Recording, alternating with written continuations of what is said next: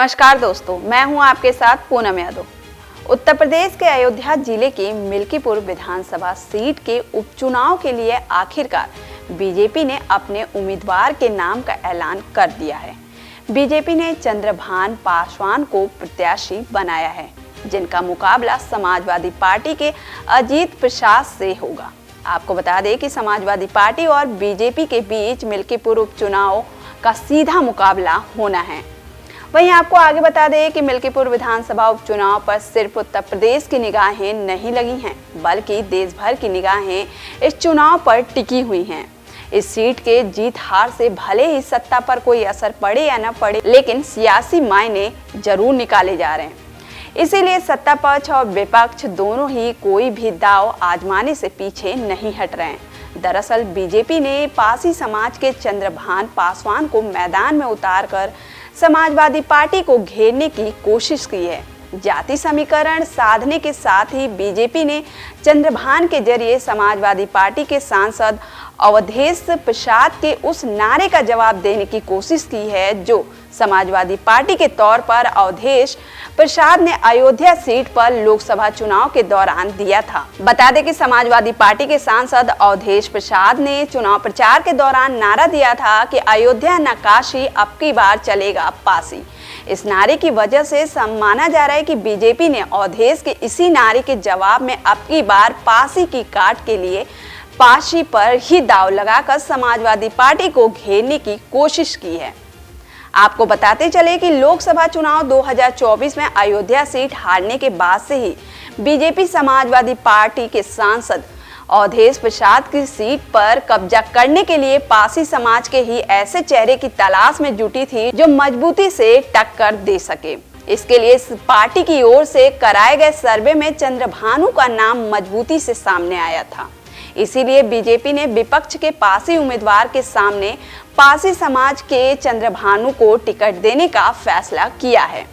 माना जा रहा है कि लोकसभा चुनाव परिणाम को देखते हुए बीजेपी भी ये समझ चुकी थी कि इस बार उपचुनाव में अयोध्या, काशी व मथुरा जैसे धार्मिक एजेंडों के बजाय समाजवादी पार्टी के नारे को ही हथियार बनाकर मुकाबला में उतरना फायदेमंद होगा। इसीलिए बीजेपी ने भी पासी की काट के लिए पासी समाज से ही उम्मीदवार देने का फैसला किया है। मिल्कीपुर विधानसभा सीट पर दलित मतदाता भी निर्णायक भूमिका निभाते हैं, उसमें भी पासी समाज की सबसे ज्यादा संख्या है। यही वजह है कि पिछले कई चुनाव से समाजवादी पार्टी ने पासी समाज के ही पुराने और वरिष्ठ अवधेश प्रसाद पर दांव लगाकर सफलता हासिल की है। चुनावी इतिहास के आंकड़ों पर नजर डालें तो 1991 से अब तक के सभी चुनावों में इसी सीट पर बीजेपी को सिर्फ 2 बार ही जीत मिली है। यानी सियासी तौर पर इस सीट को समाजवादी पार्टी का ही गढ़ माना जाता है। वहीं सूत्रों की माने तो बीजेपी ने इस बार रणनीति बदलते हुए एक ऐसे प्रत्याशी की तलाश में जुटी थी जिसकी छवि निर्विवाद हो और समाजवादी पार्टी के नेता अवधेश प्रसाद के मुकाबले दलित समाज के युवा वर्ग पर अच्छा प्रभाव छोड़ सके। ये भी माना जा रहा है कि पुराने नेताओं के बजाय बीजेपी ने एक युवा को मैदान में उतारकर दलित समाज के युवा वर्ग को साधने की भी कोशिश की है। आपको बता दें कि लोकसभा चुनाव 2024 से ही बीजेपी समाजवादी पार्टी के सांसद अवधेश प्रसाद की उम्र को लेकर सियासी तीर चलाती रही है।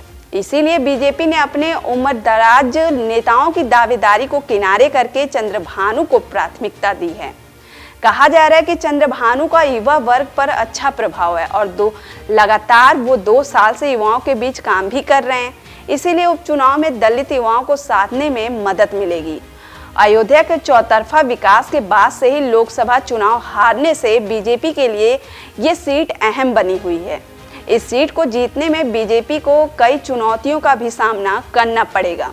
माना जा रहा है कि इस चुनाव में भी बीजेपी को जहां संविधान बदलने और आरक्षण खत्म करने जैसे विपक्षी तुक्का पर स्थिति साफ करनी होगी, तो वहीं टिकट न मिलने से नाराज अपने ही लोगों के भीतर घात से निजात पाना भी बड़ी मुश्किल होगा। वहीं टिकट न मिलने से नाराज अपने ही लोगों के भीतर घात से निजात पाना बड़ी चुनौती होगी। हालांकि प्रमुख दावेदारों में शामिल रहे पूर्व विधायक गोरखनाथ बाबा ने पार्टी के फैसले का समर्थन तो किया है, लेकिन ये भी कह रहे हैं कि प्रभु श्री राम भी राजगद्दी गंवाने के बाद जब वनवास की तरफ जा रहे थे तब मुस्कुराए थे। हम भी उन्हीं की दिखाई राह पर चल रहे हैं। उनके इस बयान से कई मायने निकल रहे हैं। सूत्रों की माने तो टिकट जारी होने के एक दिन पहले तक चुनाव लड़ने के लिए सुरेंद्र रावत की दावेदारी सबसे ऊपर थी, लेकिन उच्च स्तर से आए एक फोन से सुरेंद्र की सारी कवायद पर पानी फेर दिया। सुरेंद्र को टिकट दिलाने के लिए कई दिग्गज नेता जुटे थे। हालांकि माना जा रहा है कि टिकट से वंचित सुरेंद्र को पार्टी में कोई महत्वपूर्ण पद देकर समायोजित किया जाएगा। इसी बीच अगर बात करें जाति समीकरण को लेकर तो मिल्कीपुर में 55,000 पासी, 1 लाख से ज्यादा अन्य दलित, वहीं 50,000 यादव और 50,000 ब्राह्मण, इसके साथ ही 30,000 मुस्लिम और 25,000 क्षत्रिय।